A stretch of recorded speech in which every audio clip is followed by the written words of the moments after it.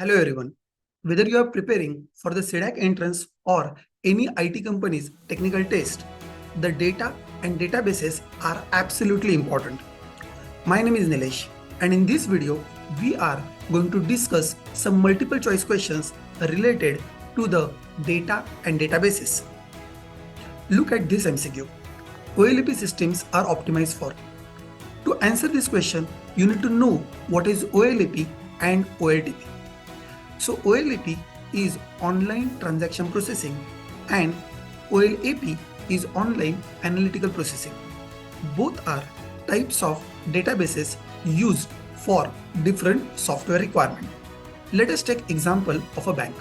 The bank day-to-day operations like branch, transaction withdraw, or ATM operations, or mobile banking operation, or new loan or new saving account requirements. For all these, they are typically using OLTP databases. MySQL, Oracle, these are popular examples which are going to keep the live real-time data of the bank customer, and they are optimized for reading as well as writing purpose. However, what if bank want to know how they performed into last quarter, whether the saving accounts were doing better, or the loans were doing better, or demat accounts were doing better? For that, they need to first collect the historic data of the last quarter and summarize that particular data, and based on the analysis, they need to come up with the answer. For such kind of requirement, we have OLAP databases where you are not performing the DML operations, but primarily you are focusing on select on analytical query requirements. Now you can answer this question. The OLAP systems are optimized for the complex analytical queries. The remaining options talks about OLTP systems. Let us look at this MCQ. In ELT, where raw data is initially stored. For this question, you need to understand the concept of ELT and ETL data pipelines. Here is example of the ETL data pipeline. Talks about the data coming from the different sources like web services, databases, or different files are extracted into some temporary locations, done transformation like cleaning, aggregation, and applied business rule, and the quality data will be added into the data warehouse. The data warehouse is a centralized location where your whole organization data is kept, from where it can be used by the BI tools or machine learning operations. This is the traditional ETL process: extract, transform, and load. However, in the new age, where we have abundant data storage available, the process is relatively different, where people collect the data from the sources and load it as it is in the raw form into a location. This location is referred as data lake. Some good example of data lake could be HDFS or Amazon S3.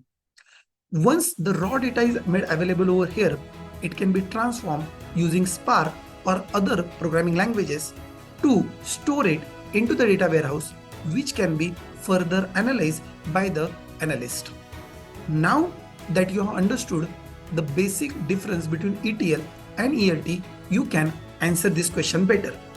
In ELT, the raw data is initially stored into the temporary location called the data lake, and I told you the example HDFS or Amazon S3 can be treated as data lakes. This MCQ asks about the data warehouse and its schema design. So let me first tell you what is data warehouse. So data warehouse is a centralized repository that consolidates the data from the multiple sources to support the business intelligence and analytics. Now the question is it just collecting the data from the different sources and dumping into the data warehouse? Answer is no. The complete ETL or ELT pipeline is followed to store the data into the data warehouse in such a fashion that the query execution, the select analytical operations are executing super fast. For that, the data is divided into two types of tables. First is facts table and dimension table.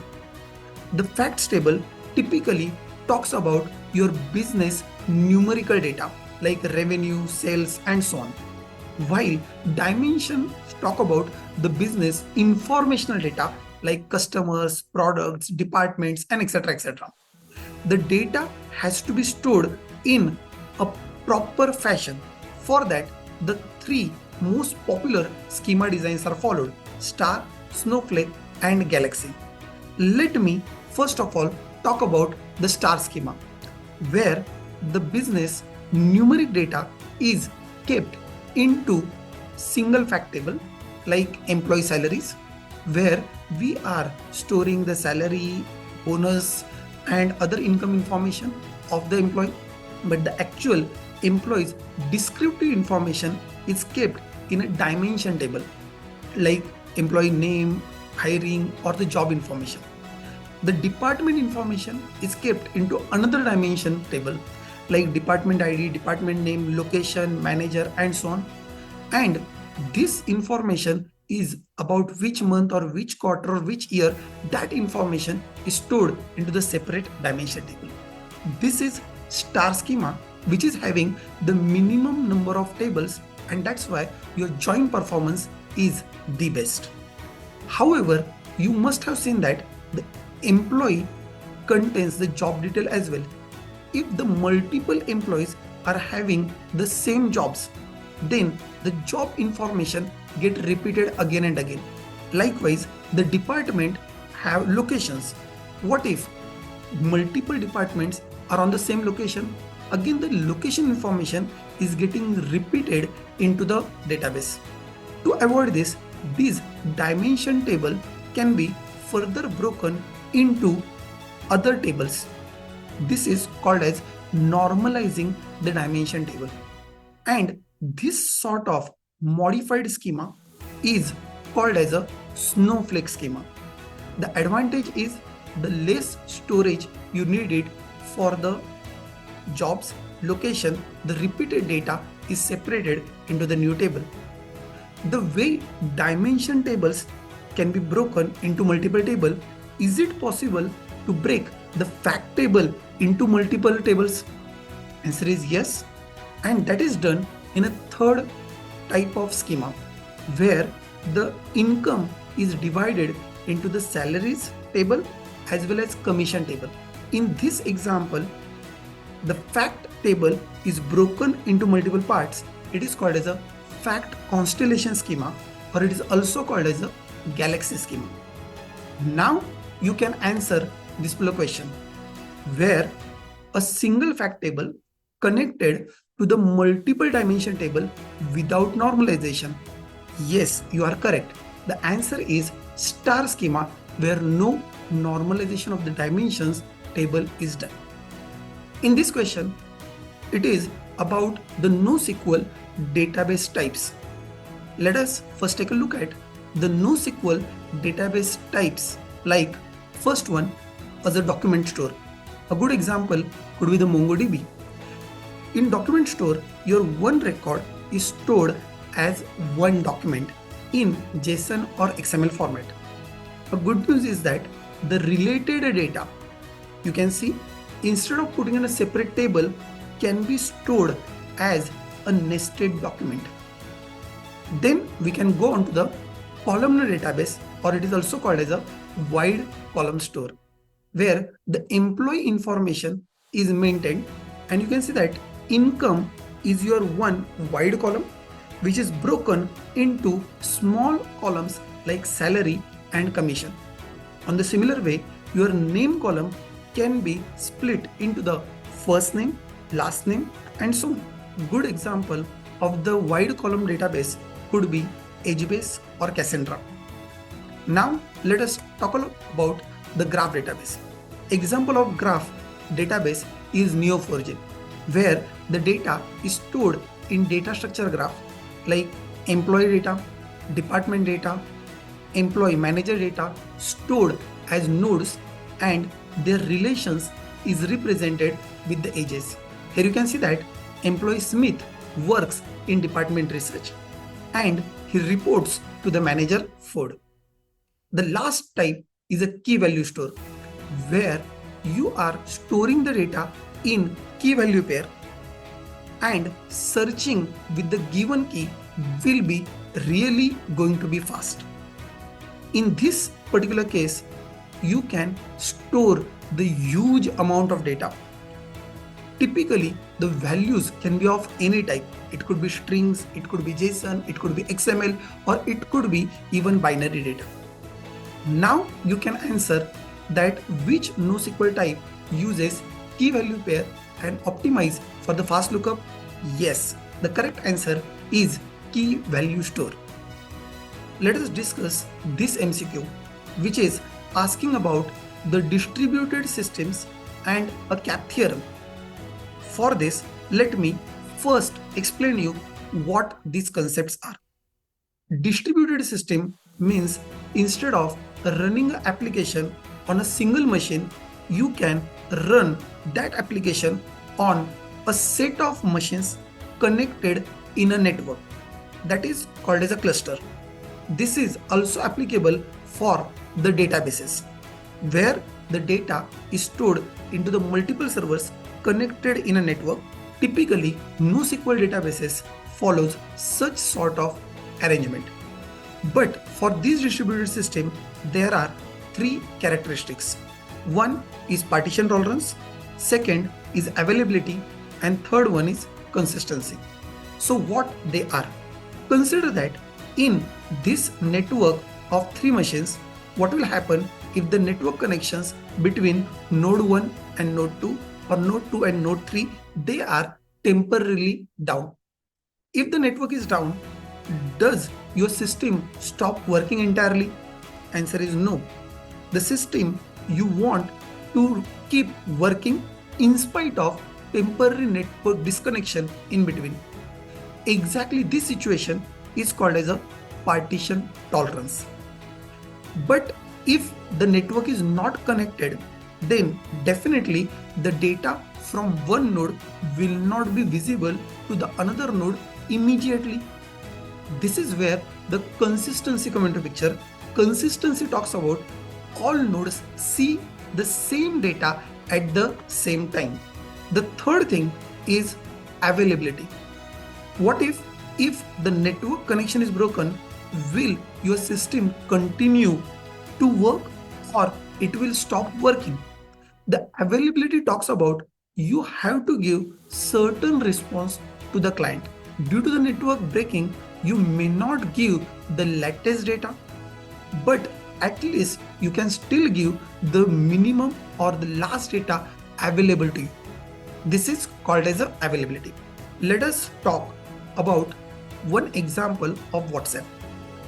In normal situation, the person in India is trying to send a message to person in US.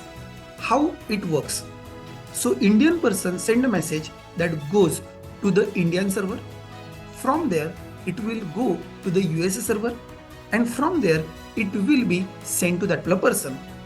And you can simply see the ticks.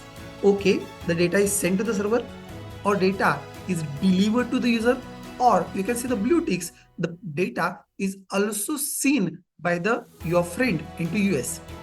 Now there is chance that the Indian server and US server are disconnected momentarily. Now at this time, there is no direct communication between Indian server and US server.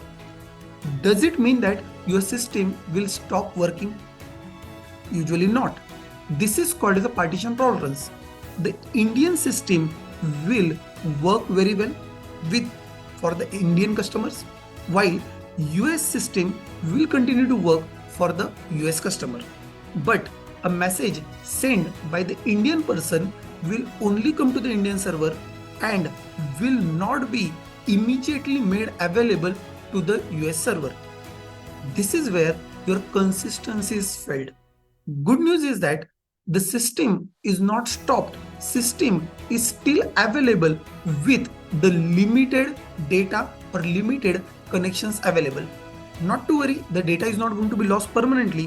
When the network will be repaired, automatically the data will be transferred from the Indian server to the US server and back. So consistency is not immediate, but consistency will be eventual. And all these problems are bound to happen into any distributed system. By the way, though we have three properties, partition tolerance, consistency, and availability, practically it is not possible to develop any system which will follow all these three. So typically the possible options are either CA or CP or AP. Examples: CA is given by the traditional RDBMS, that is MySQL, or AP is given by the NoSQL database like Cassandra, DynamoDB, and another NoSQL CP is like MongoDB and HBase. Now you understood your answer for traditional RDBMS, which are designed to work on the single server. There is no partition tolerance. That's why the correct answer for the traditional RDBMS will be consistency and availability. I hope you found this video useful. To prepare for the entrance exam or preparing for the IT companies, do reach out to us and we will be available for your training. Thank you very much.